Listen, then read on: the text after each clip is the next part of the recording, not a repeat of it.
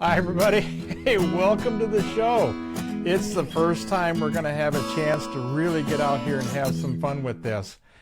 I want to tell you something. Tonight's guests, we've got some really exciting people on with us tonight.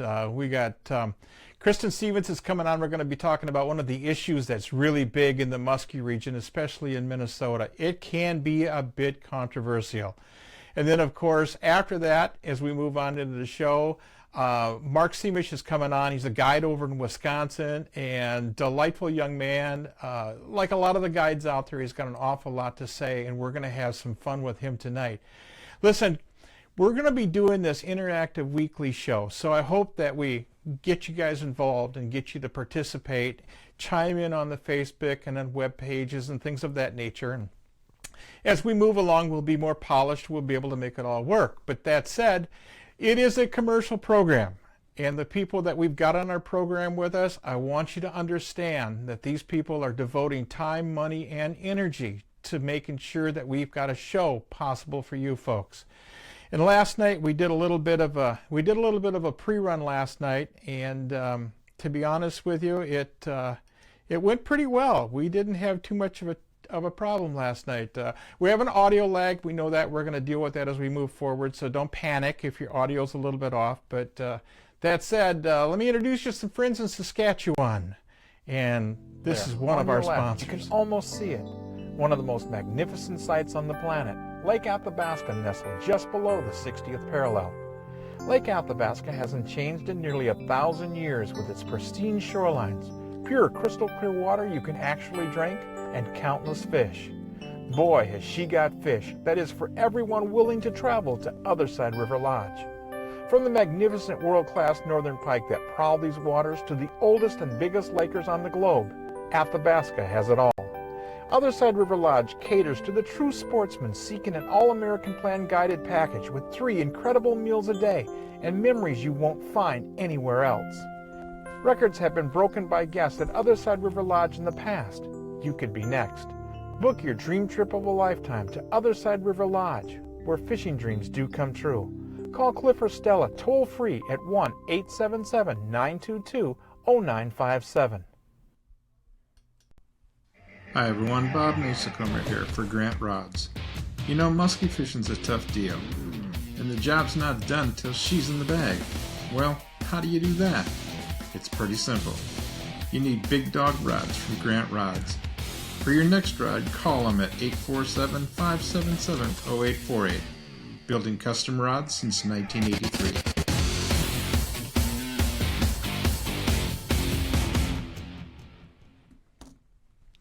All right, we're going to be just moving along here just a little bit. If you would, just bear with me. Going to get some technical people down here to help us out. Rods. We need to... You know, muskie fishing's a tough deal.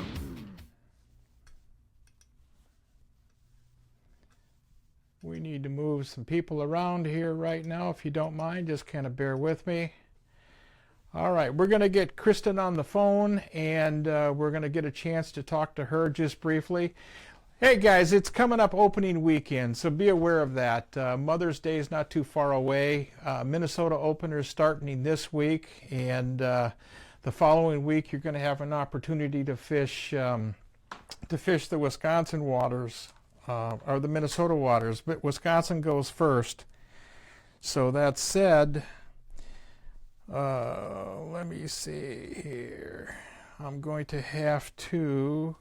I lost my assistant. She disappeared. 5039.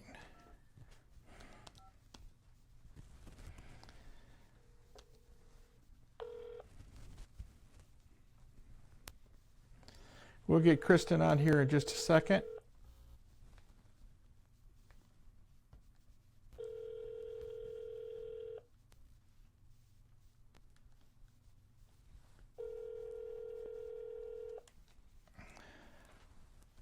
Forwarded to an automated voice messaging system.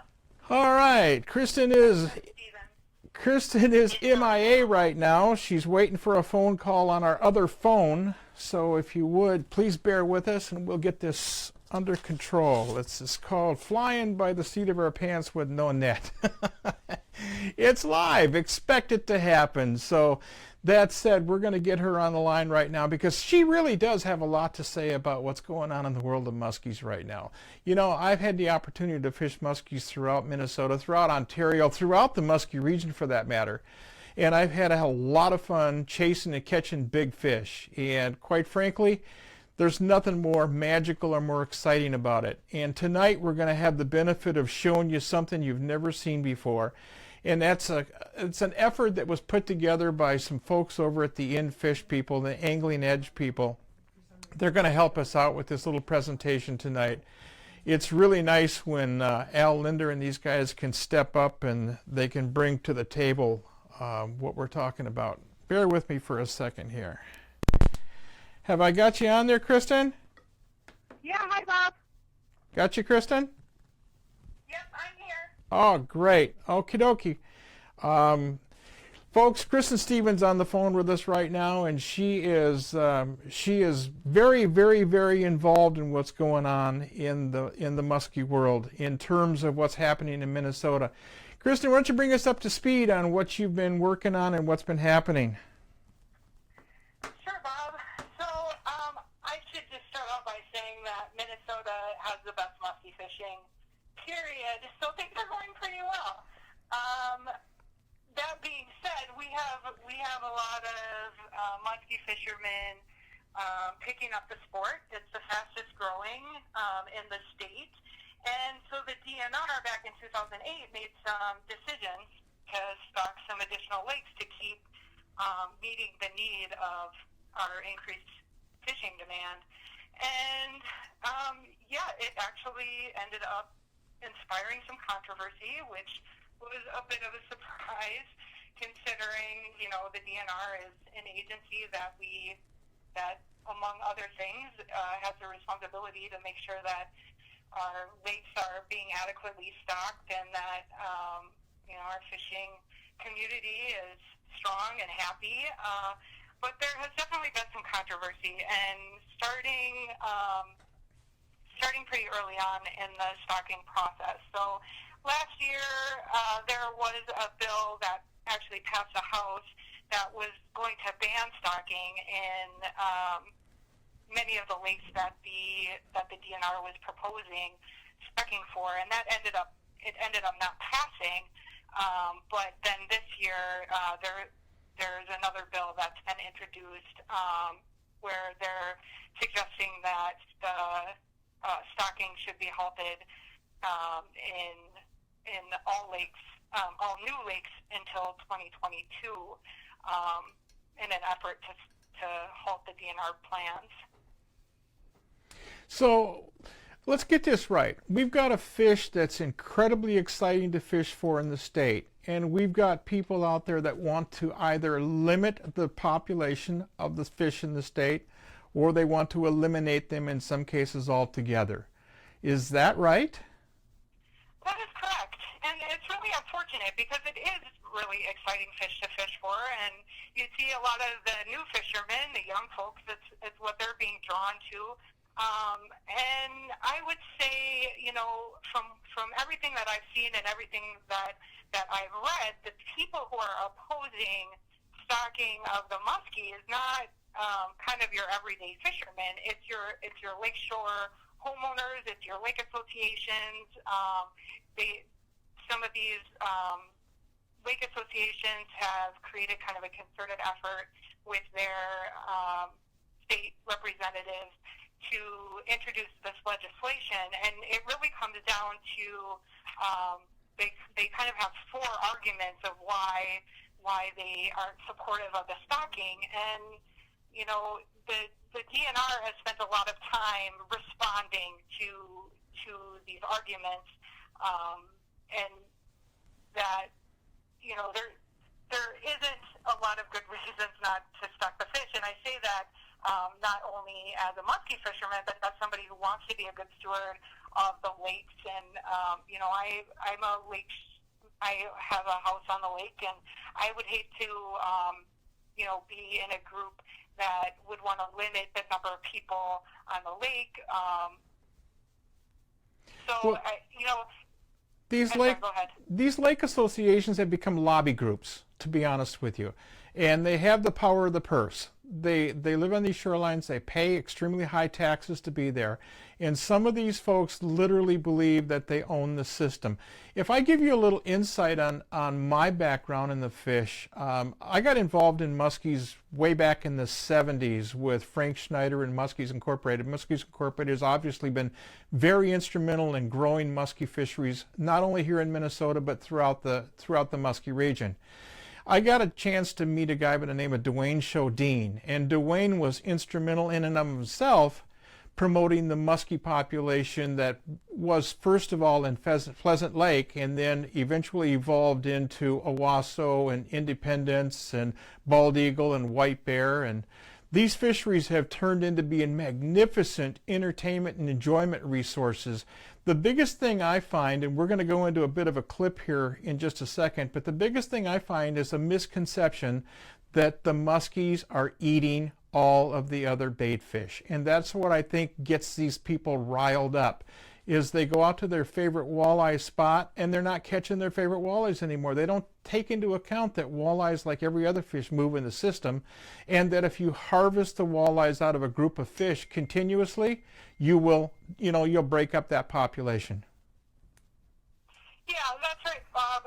The DNR here and in Wisconsin has both done a lot of research, multiple studies about how muskie fishing or how muskie stocking programs affect the other fishing populations, and the results have really been not supportive of muskie decimating these bait fish populations.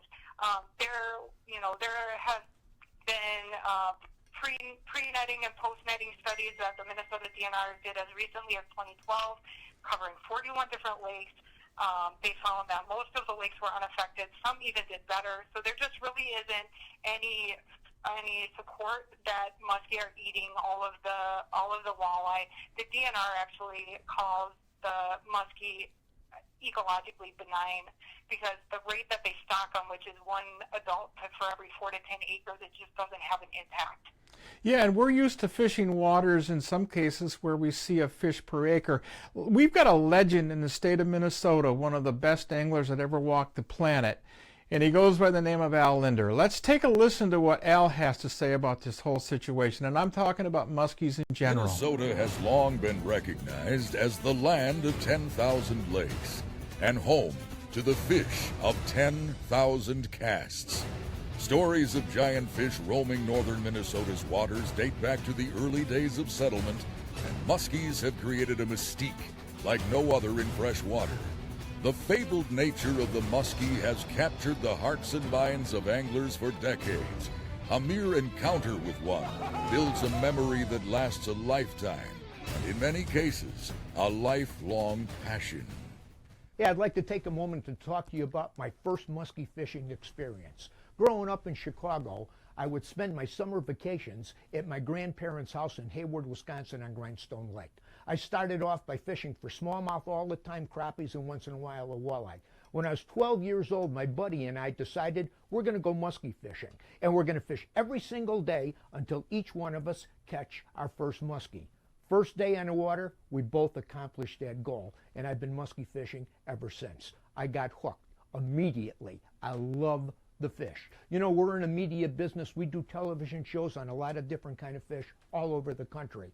When I travel in the southeast, southwest, south central, western states where they don't have muskies, generally when I get to talking to people that come up and ask you a lot of questions, they talk about the show, they always say, man, I'd love to come up and catch a muskie. They're fascinated with the fish. The fish is magic. Now that's the passion we get out of a guy that makes his living off of fishing muskies, and that's key. Totally key. He says a bunch of words there that mean a whole bunch to a lot of people. What do you think? Yeah, it's true. I mean, muskie fishing isn't like fishing for anything else. I think there's such a reward to it because you do have to put in so much effort to get to catching it. When he says, that he caught a muskie his first time out, that experience is definitely not typical. No, not at all. Fact is, I've got friends of mine. I took a gentleman by the name of Nathan Bard, used to be at Klein Nissan back in the days when Klein sponsored our TV show.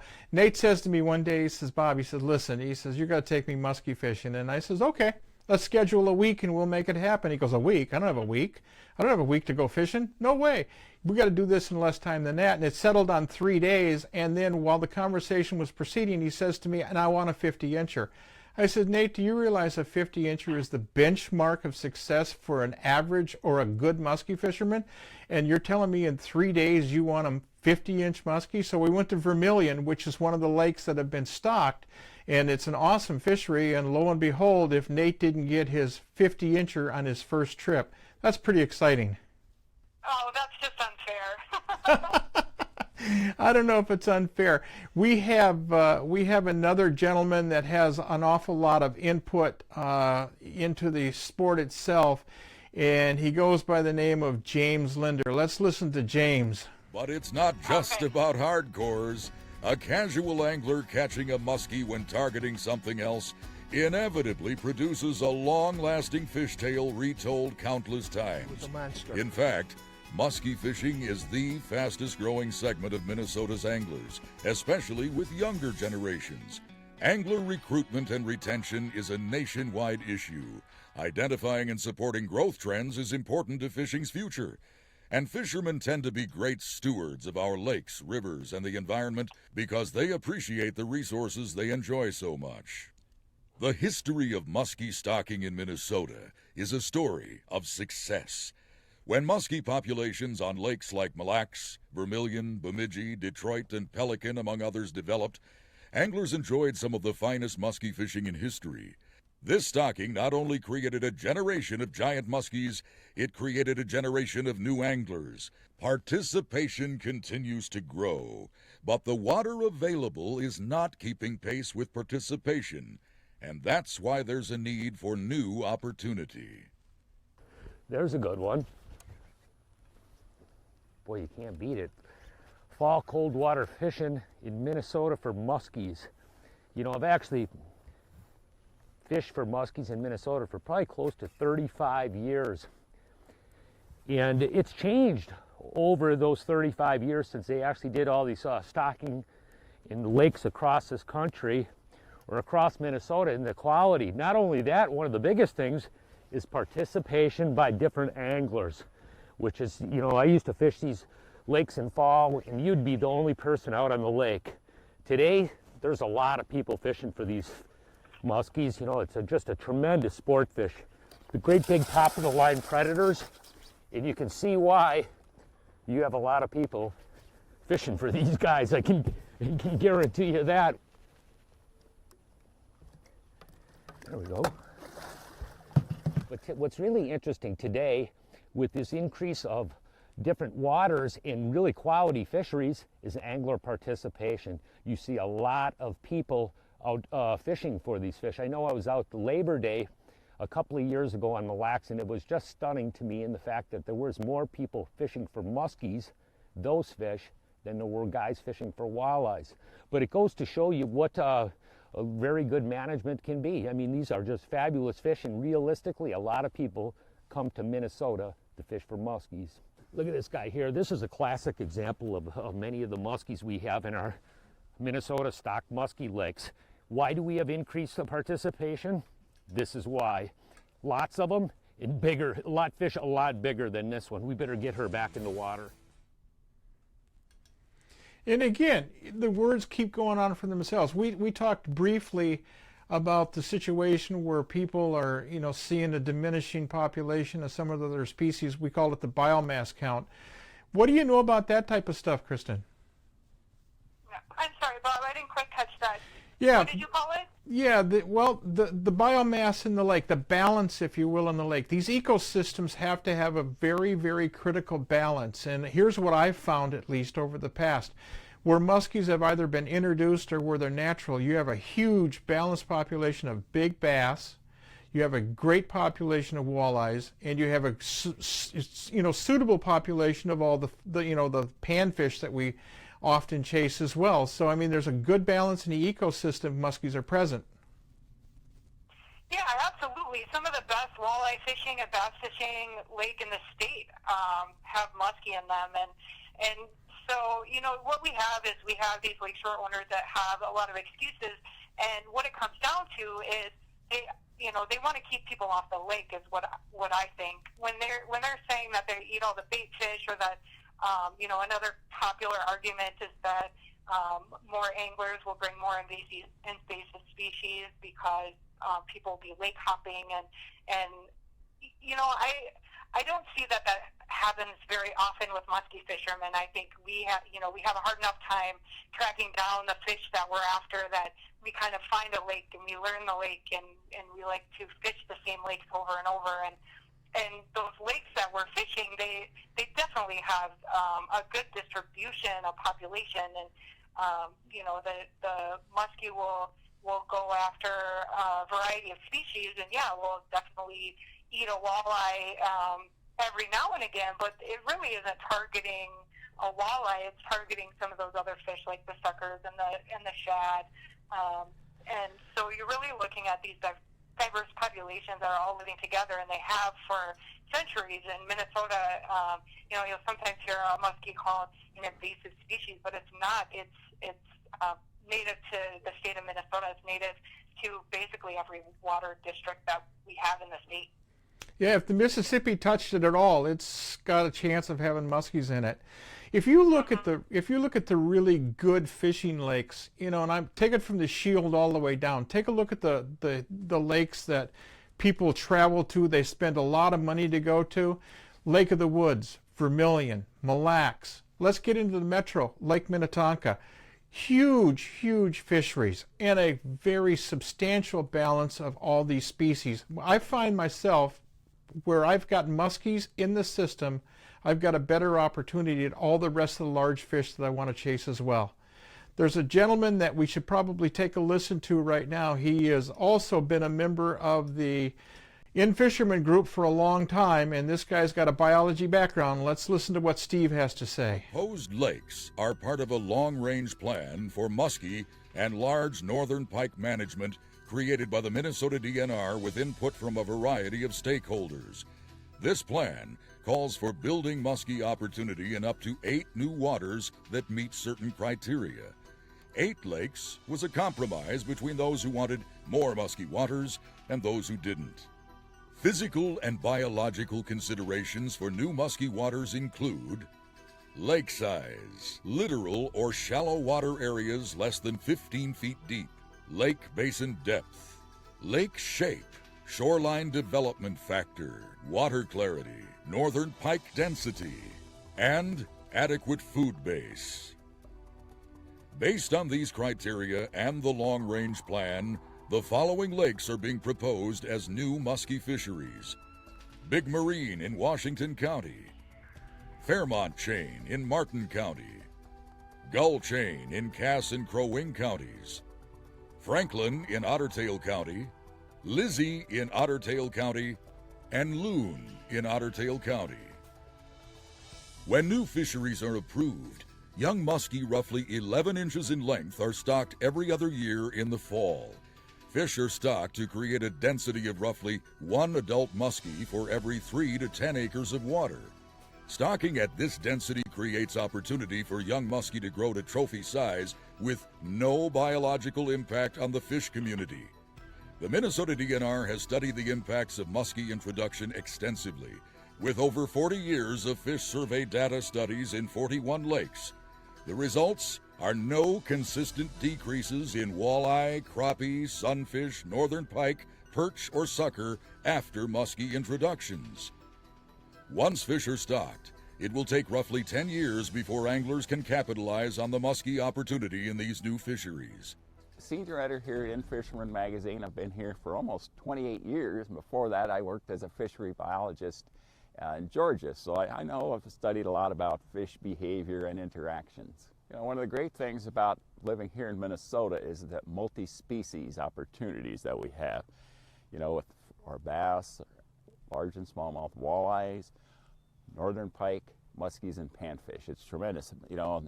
The muskie fishing has just generated such tremendous interest, and people want to have more opportunities to muskie fish, and that's really exciting. So what the good thing is, we have so many opportunities to introduce them in waters where they can coexist well with walleyes and bass, just as they have for thousands of years in Leech Lake and Lake of the Woods and other places.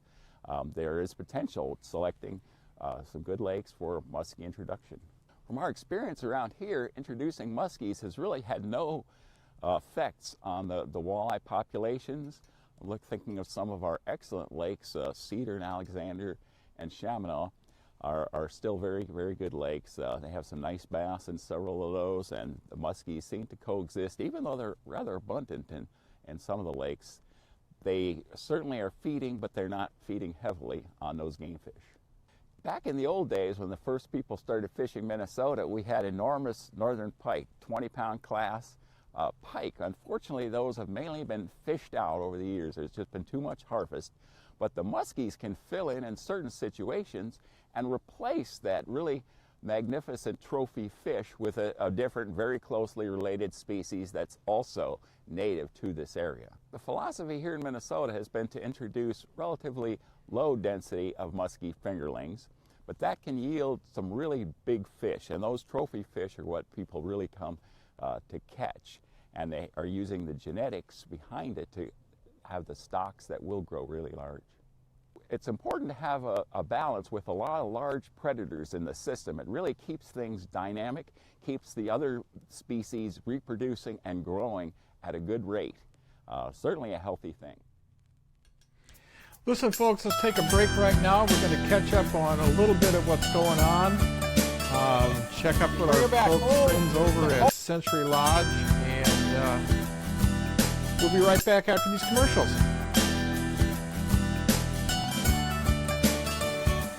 Bring her back. Hold tight. Hi everyone, Bob Mason over here. You know, I've got a place, a very, very special place in my heart. It's Osborne Bay. It's been excellent.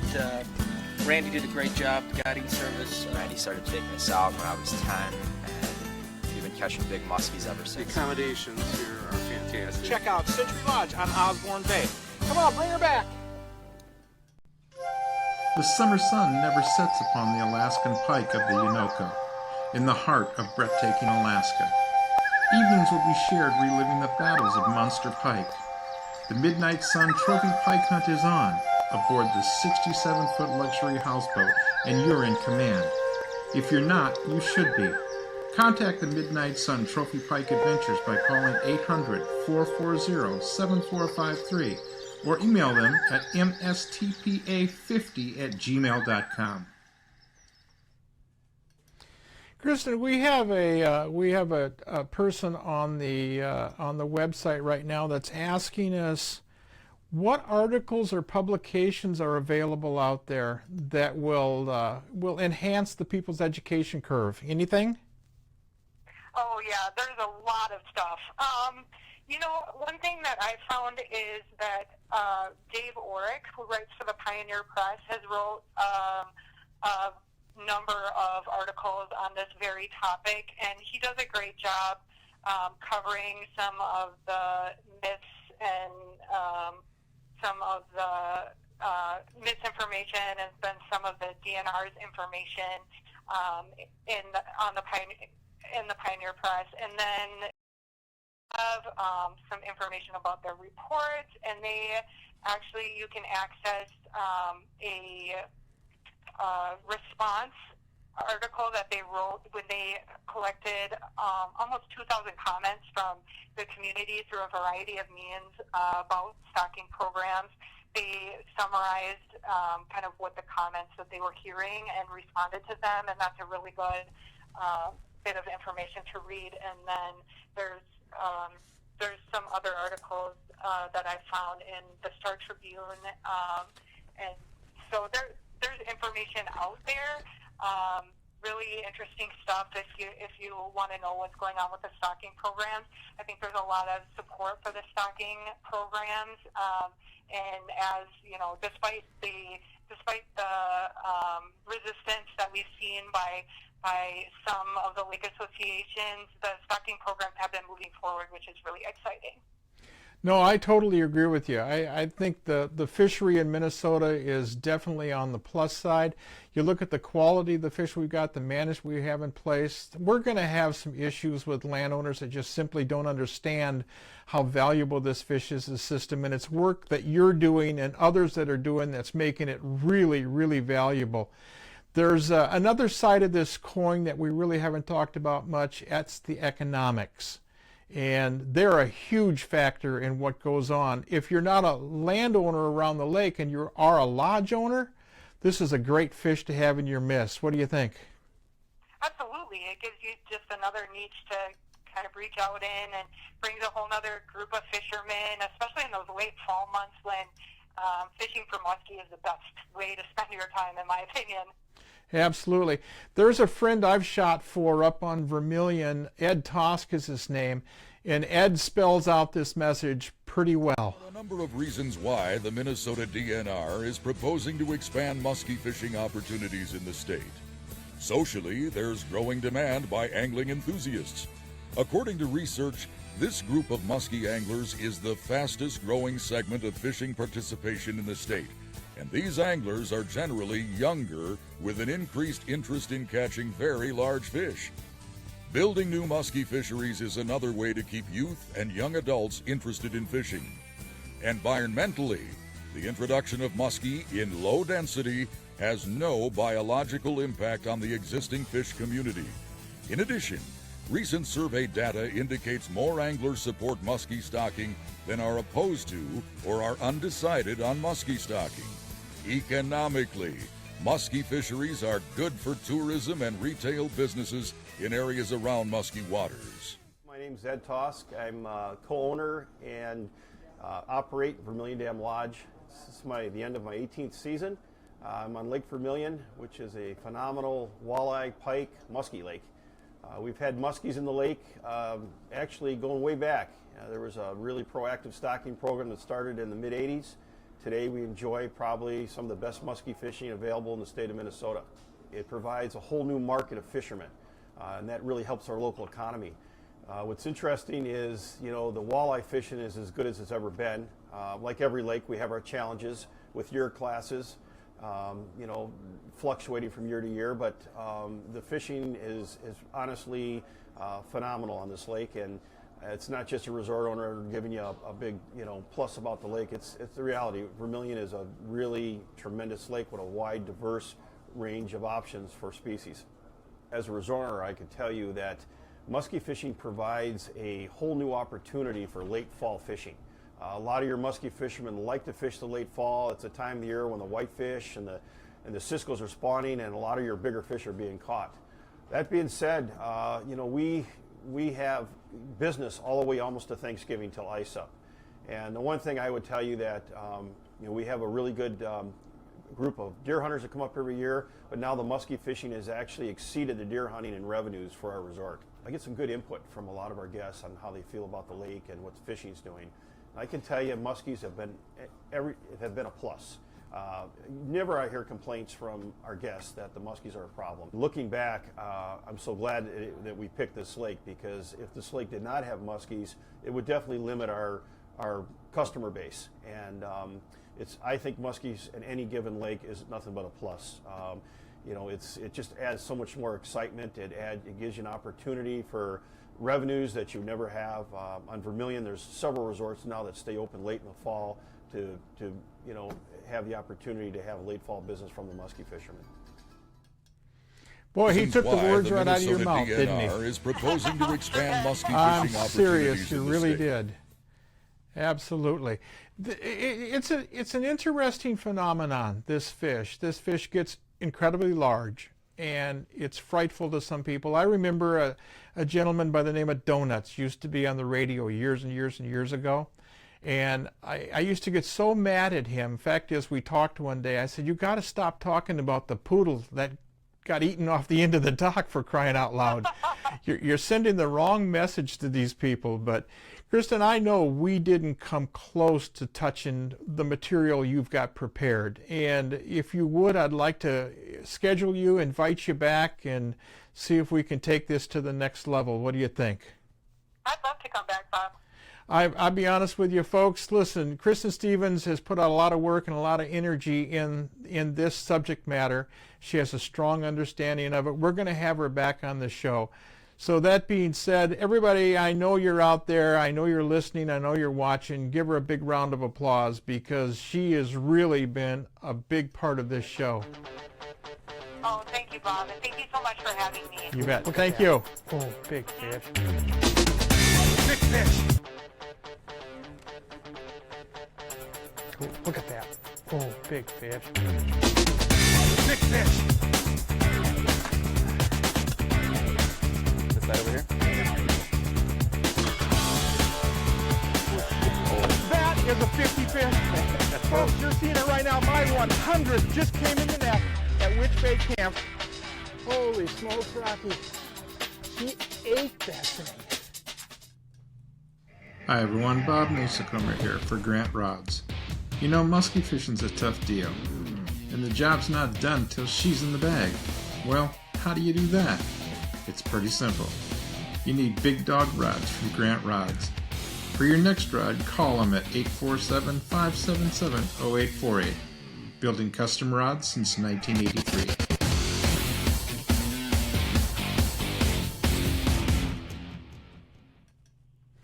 Hi, Mark. How you doing?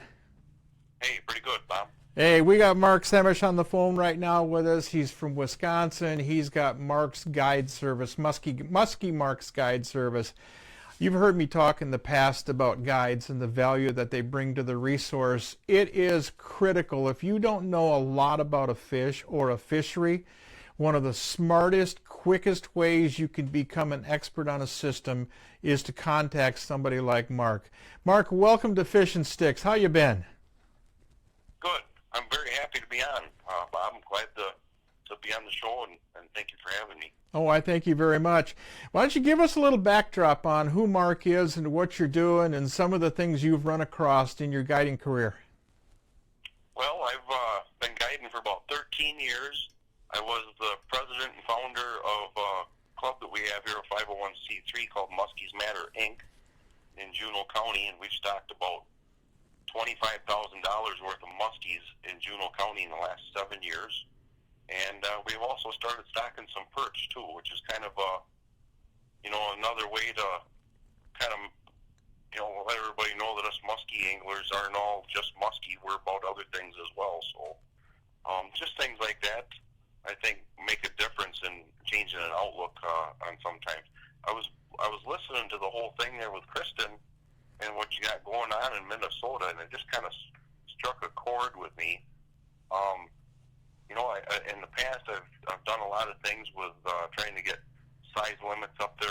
I've gotten a 50-inch size limit on Redstone, which is a little 630-acre lake that I guide on down here. And we've been working on getting 50-inch on Castle Rock and Peatwell, which are two other bodies of water that I guide on, and the Wisconsin River system. Peatwell is the second largest body of water in the state of Wisconsin, and Castle Rock the fourth. But when you're guiding these things, and trying to get these size limits and things like that, one of the things I've always heard was that the muskies eat all the walleyes and things like that. And there's something that I always go to combat that, and listening to the whole thing there with Kristen and what's going on in Minnesota, it brings to mind, if you just Google, what do muskies eat, and I bring this up to people all the time, I find that there's a thing that the DNR, I think it was the Minnesota and the Wisconsin DNR, did together back in the 1980s, I believe, because they were thinking about stocking muskies in Leech Lake. Yep. Or something on that order. And when you look at that, the study that they did was out of 34 different lakes, they caught 1,096 muskies, and they irrigated their stomach. Now, people don't know what that means. It means they shove a hose, and pump water into their stomach to force the contents out so they can look and see what they ate. Out of 1,096 muskies, they found 5 walleyes. So that's an interesting... No, go ahead. thing. Go ahead. Yeah, go ahead. Something I always bring up when people talk about that.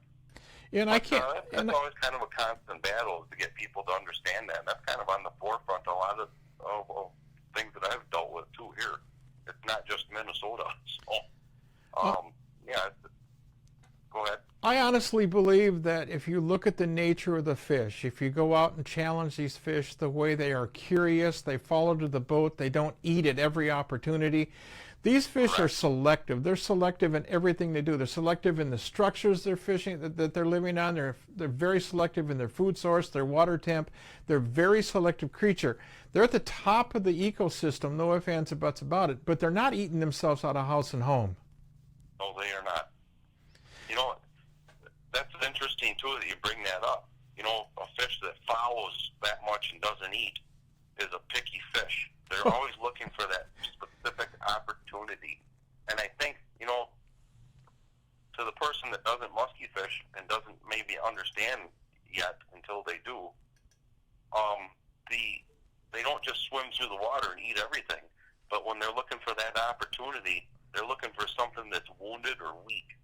And that's something that we try to do with our lures to make them look that way. Change of speed, change of direction, side profile, things like that to get a fish to eat. Your figure eight is such an important tool when you're musky fishing. When you do it proper, you can make fish eat at boat side just by thinking of those things in itself.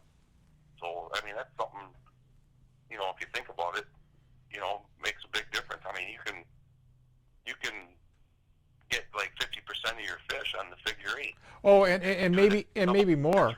Yeah, and maybe more in some systems. Let's take somebody who's never been musky fishing, Mark, and they're going to come, they're going to call you, they're going to contact you, and they're going to come. What can they expect? What's the learning curve? What are you going to expose these people to? Young gals, young men? Let's just hear what we're going to go through. Well, I tell you, Bob, I take kids and husbands and wives and everything, and I've gotten lots of people their first muskie. I average about 1 to 2 fish per trip. And another thing too is I don't do a lot of trolling. I don't fish with suckers. When I go out muskie fishing, it's all casting. I teach people how to cast, and some people are afraid of the bait casters because maybe they used a smaller one bass fishing or something. And I tell you, for you people that have never done it, you know, your muskie gear is a lot more forgiving, especially the gear that we got nowadays. So when you come in my boat, you can expect to use some really top-of-the-line equipment, and you're going to get, you know, how to, and I'm going to teach you, I'm going to work with you, and by the end of the day, you're going to be a competent muskie fisherman. I'm going to teach you about moon phases and how to do your figure eights and things about ergonomics with casting so that you have less fatigue so that you can go longer, different things about different patterns that you want to worry about, different times of the year. There's a lot of different things. And so when you go out with a guide like me or another guide, what you're going to get is invaluable. It's like having a full-day seminar and a lot of fun, too. I mean, one of the reasons I like to show people casting, I don't do a lot of trolling, you know, the up-close and personal thing that you get from muskie fishing is such a phenomenal, uplifting feeling to have a fish hit at both sides. Well, or to have one strike your lure when you're holding that rod. I can tell you this, not to interrupt you, I can tell you this, that for 30 plus years I put people in the boat every week, and multi-species, which is where this show is going to eventually go. I know we're on a heavy muskie platform tonight, but we're going to go multi-species, and I've put these people in the boat with me, and I've experienced the same thing you're talking about. It's the how, when, why, and where that's so valuable and so important in the sport. When they get done with that experience, like yours or mine, they should be able to take some of that information and apply it to their next time on the water. And every time they do that, they're going to get better. They're going to be more successful. And unfortunately, you and I are going to be out of a job. Well, you know, not necessarily. I mean, because people live and die in the next generation. I think the next generation is so important. Muskie fishing has come a long way. Yep. And I think that, you know, one of the most valuable things that you can teach people is proper catch and release and the respect for the fish. Because, you know, when I became a muskie fisherman a long time ago, I started to have respect for that fish and I started to have respect for a lot more other fish than just the muskie. It gives you a different outlook. You know, they're a vulnerable fish to mortality, and a person wouldn't think that when you first encounter the thought of a muskie, you're thinking of this big, giant fish with all these teeth, and you wouldn't believe it to be that vulnerable, but it is. It is a very vulnerable fish to mortality, and it makes you start thinking about, you know, the other fish, you know, like the walleyes. I mean, everybody, you know, wants to catch and keep a walleye or you know, crappies, but to try and pick a size limit of what you want to keep, you know, I urge everybody to push themselves to the next level in whatever they're fishing, you know, so that we have fishing around for a long time. Well, tell me a little bit about this Muskie Mark lure. I want to know more about that.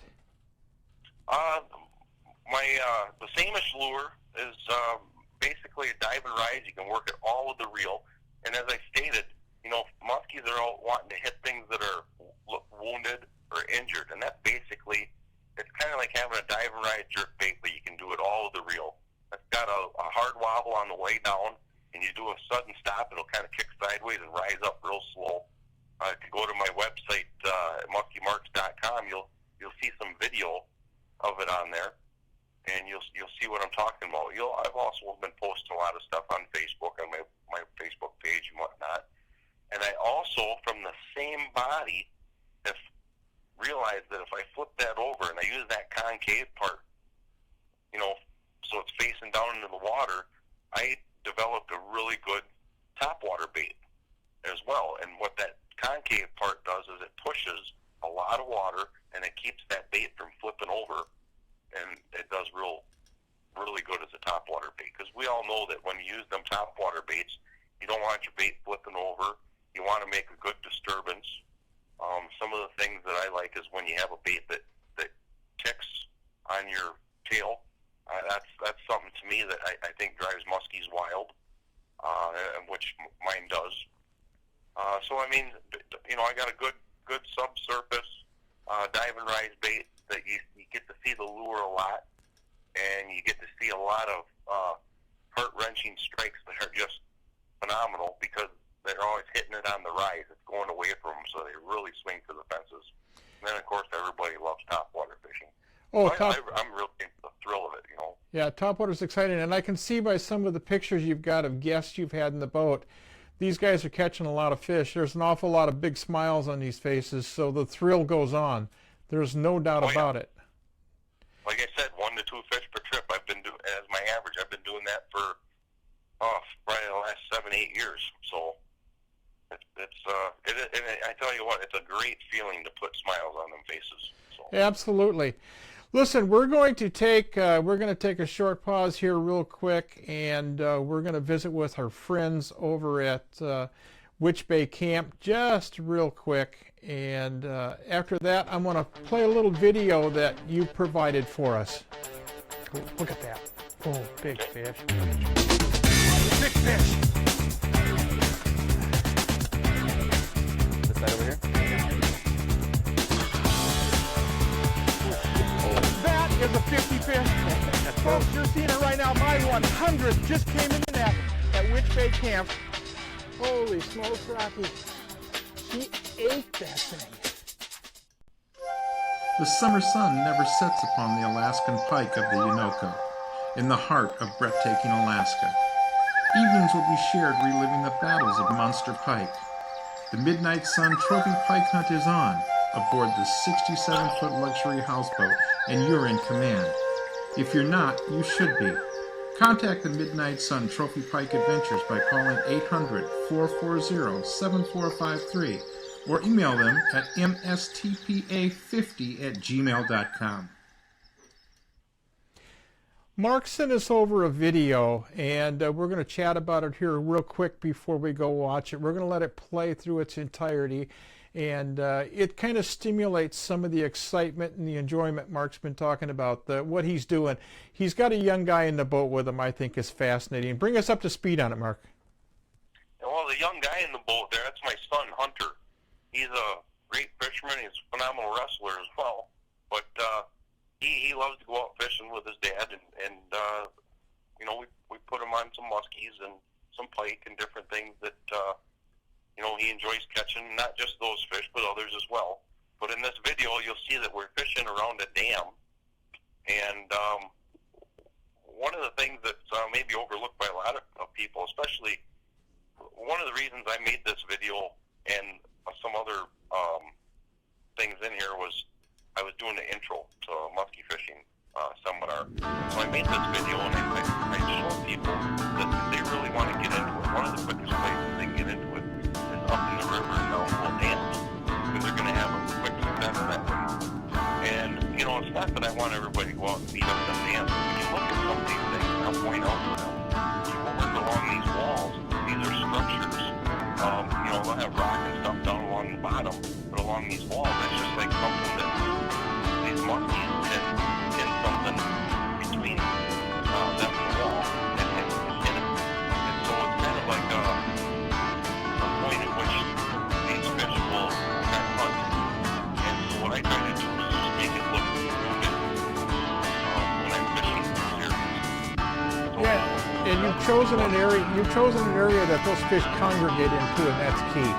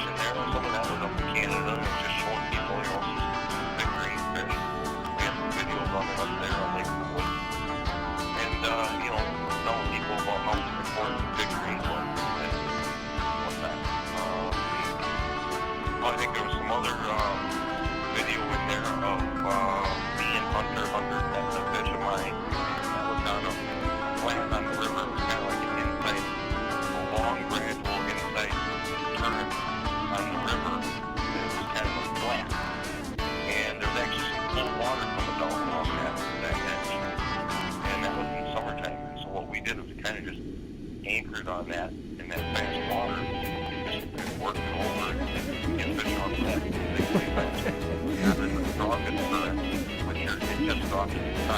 You guys are having fun with them.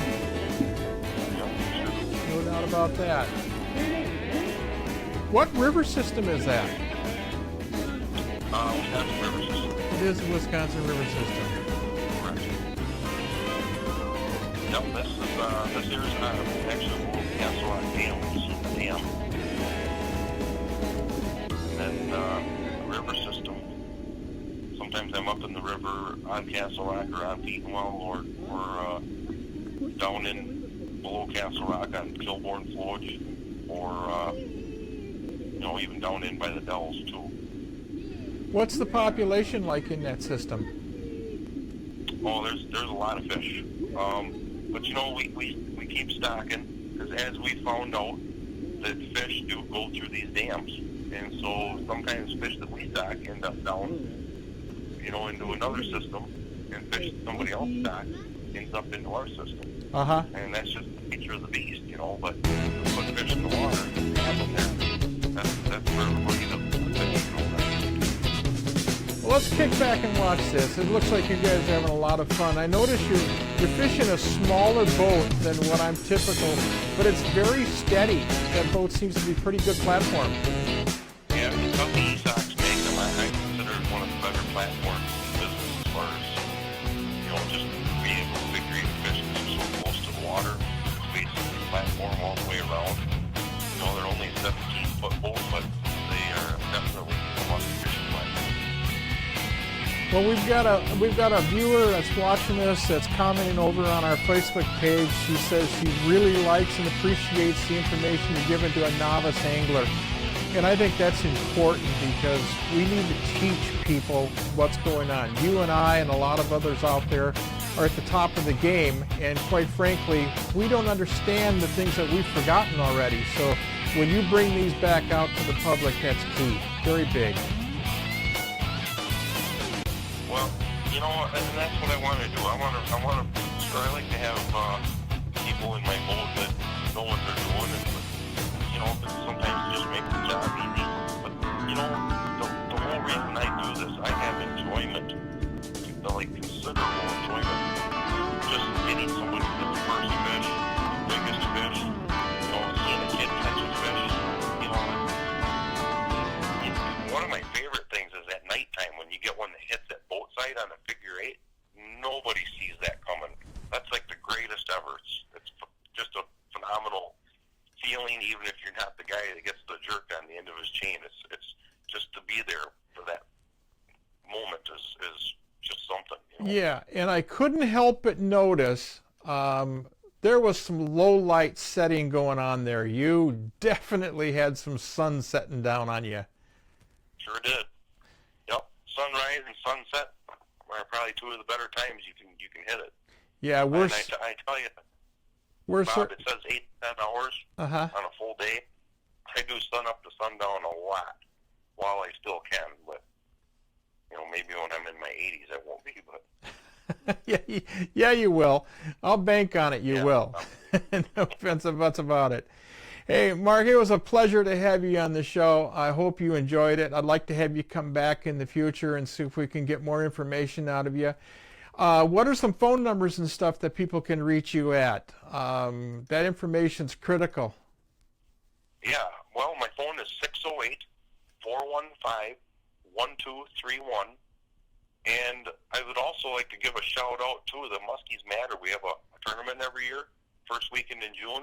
If anybody's interested in that, get a hold of me. We have a banquet, lots of prizes, and it stocks fish.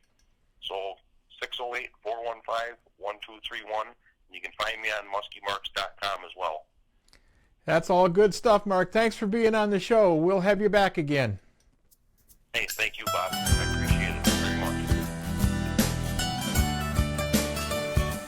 Bring her back. Hold on. All right, folks. We're gonna have I've got a little place, a very, very special place in my heart. It's Osborne Bay. Sounds like It's been they excellent. might have had an audio issue Randy did a going great on. job I'm not guiding certain for service. sure, started taking this out when I was we'll get 10. it all worked out. Century Lodge, Big guys. I'm muskies telling you, if you want to go accommodations fishing big muskies, you want to fish Check out huge, Century Lodge huge on Osborne smallmouth. Bay. Century Come on, bring Lodge her is back. one of those places to be, no doubt about it. And if you're ever up in the Alaskan area and you want to fish The big summer northern sun never pike, sets upon the it Alaskan goes without pike of the saying, Orinoco. man.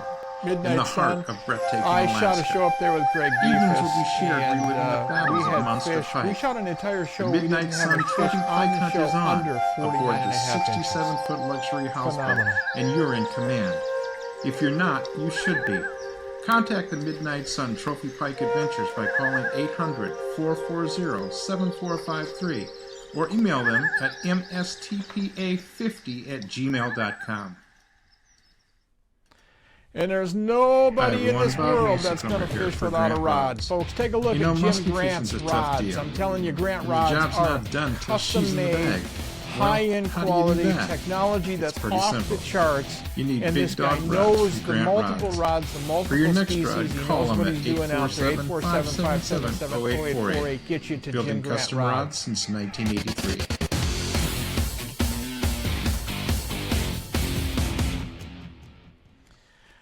All right. I want to talk a Hi, little bit everyone. about. Bob Mason I want to coming talk a here little for bit Grant about Rods. cold water fish. You know, musky the type of fishing's a things tough that we deal. all hear about. We all hear people say, "Yeah, I had a rough bite, and a cold front came in on top of me, and it was virtually impossible for us to catch fish." That's a fact. It does happen. No ifs, ands, or buts about it. And that said, how do you deal with it? And yeah, when we're shooting a TV show, we make it look really, really simple, but it's not. There's a ton of information that goes into the old head that you have to focus on, filter through to figure out what you're doing. And more often than not, we'll be up shooting someplace or on a system where we think we've got the cat by the tail, and you get up there and you find out that it's August temperatures, 65-degree water temps, nothing's at all where it's supposed to be, and you try to figure it out. Here's one of those cases that this actually took place. Here's one, big one too. See it? Here's one, big one too. See it? Here's one, big one too. See it?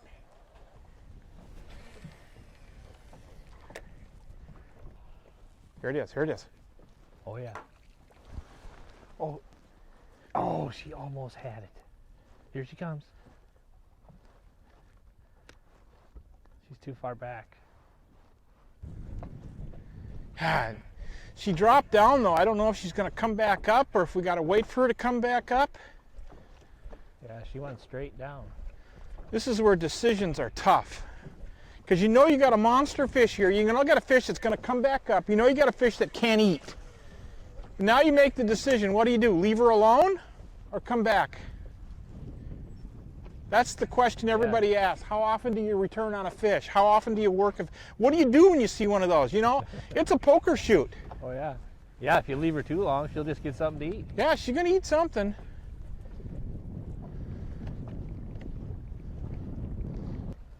Jody, I'm going to swing it back around. She's hot. That fish is catchable.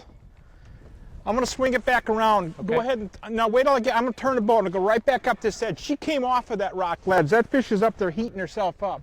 All right. You can see how it's slick right there instead of being wavy like everything else? Yep. Those fish get in that calm stuff and they radiate. They'll get up high. We pulled her out of there though.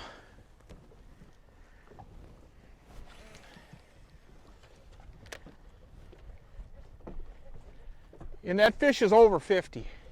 Oh, for sure. When she come flying out of there, when I first saw her and I threw back to her, oh my God, there's my 100th right there. She almost ate it. Oh, I'm telling you, she came really close and my lure fouled.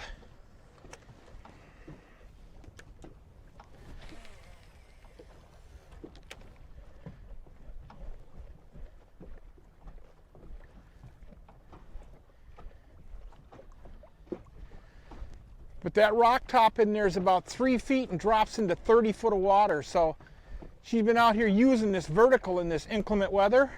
Mm-hmm. Now she's got bright sun and a calm spot. She just come up there and warm up. Fish is going to eat though. If we don't get this fish in the next half hour, we'll get this fish tonight.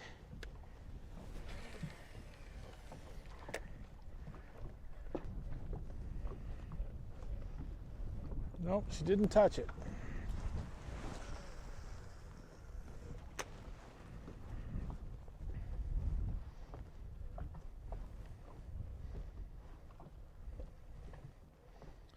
She was definitely 50 too.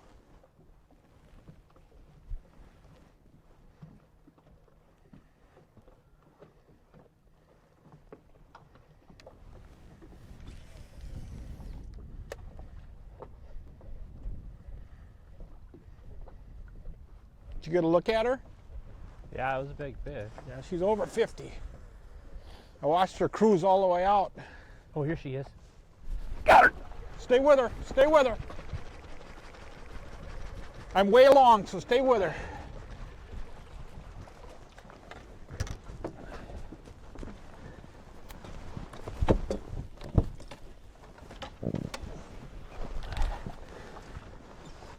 Holy man.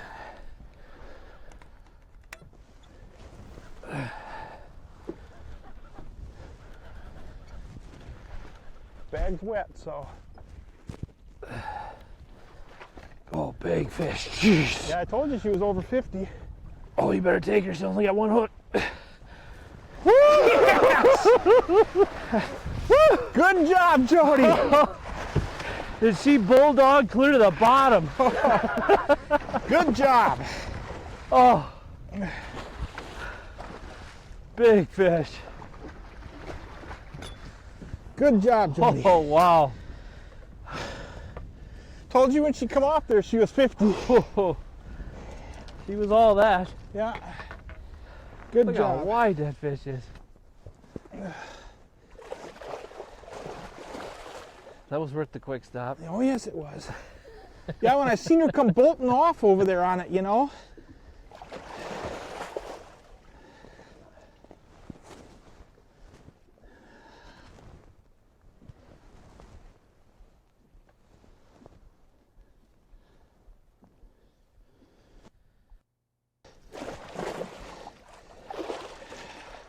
Good job, Jody.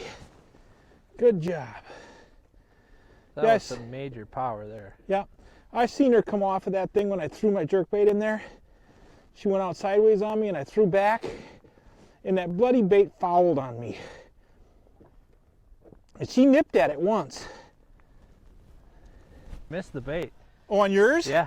She come out after mine, and I thought I was going to get her, and I threw to her when she went long on me out there, and then the stupid lure fouls, and then she still come up and looked at it, and then she sunk, and that's when we started going back up that edge. But she missed yours too, huh? Yep, she missed it completely. I just kind of stopped it for a second. I hit it one more time, and she just coiled, and boom. Really? Okay. You're going to have to take the net. Yep.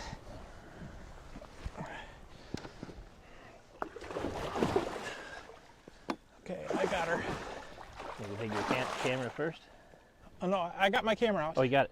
Okay.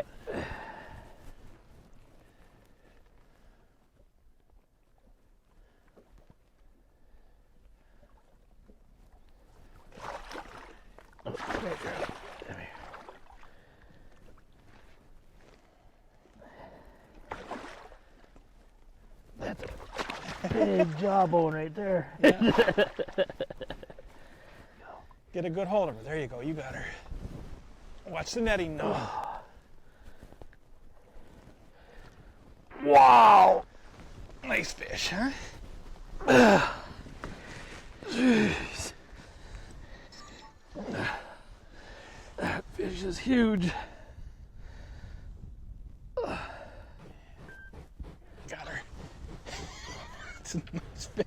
Nice fish, Jody. Okay, good job. Let's set her back. You want a tape measure on her? Yeah, if you would. This is a really big fish. I'm carrying my tape measure for my 100th over 50. Thank you. And it's laying right next to you now. Okay? Okay. Tape measure's coming your way. It's laying right next to you. Wow. Nice fish. She's pretty. She's 52. If she's all that, yeah, I might need some help. You got her. She's up here. There you go. Take her head out. There you go. There we go. Oh, she's bigger than that, Bob. How big? 50. Oh. What's that say? 54. 54. Oh, wow. Big fish. Look at that. Isn't she pretty? Oh. Isn't she pretty? Oh my gosh. What a fish. The girth. Just look at the head. Yeah. Roll her up a little bit so I can see her side.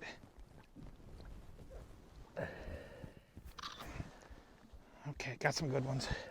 Beautiful, beautiful fish. Yeah, I watched her come screaming off of there. There she goes. There she goes. That's beautiful. Wow. Down she goes. That fish is Good heavy. job, big guy. Good job.